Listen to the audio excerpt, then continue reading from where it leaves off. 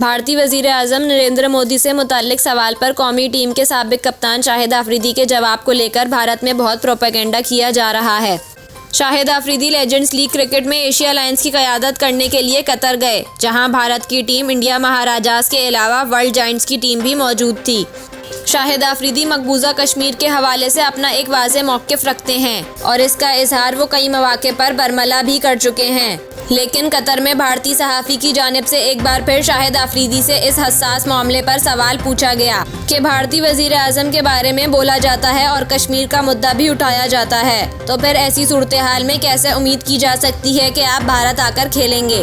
भारतीय सहाफ़ी के सवाल पर शाहिद अफरीदी का कहना था कि मेरा वाज़ेह मौक़िफ़ है कि दुनिया में चाहे कहीं भी जालिम शख्स होगा और मजलूम शख्स होगा जिस पर जुल्म हो रहा होगा, चाहे इसका ताल्लुक किसी भी मज़हब से हो, तो मैं जुल्म के ख़िलाफ़ आवाज़ उठाऊँगा। शाहिद अफरीदी का मज़ीद कहना था, इसमें कोई शुबा नहीं कि मैंने कश्मीर से मुताल्लिक बात की है। अगर किसी पर जुल्म हो रहा हो, चाहे पाकिस्तान में या दुनिया के किसी भी मुल्क में, तो जालिम जालिम ही होता है और मजलूम मजलूम ही होता है। ये सिर्फ मेरी जिम्मेदारी नहीं बल्कि आप लोग भी इंसान हैं और मेरे नज़दीक इंसानियत से खूबसूरत मज़हब कोई भी नहीं है। इनका कहना था, गलत चीज़ गलत ही होती है और ठीक चीज़ ठीक ही होती है, लेकिन हमें हकीकत से मुंह नहीं मोड़ना चाहिए और हमें अपनी आंखें बंद नहीं करनी चाहिए।